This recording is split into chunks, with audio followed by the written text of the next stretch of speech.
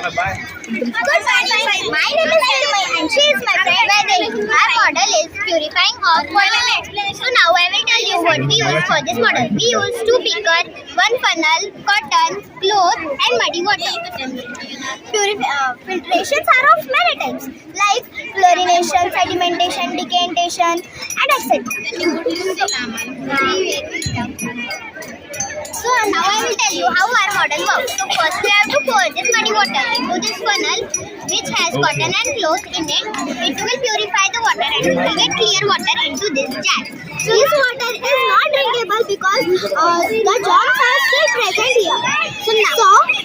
For purifying this water we have to add chlorine or potassium permanganate. Now she will tell about this model.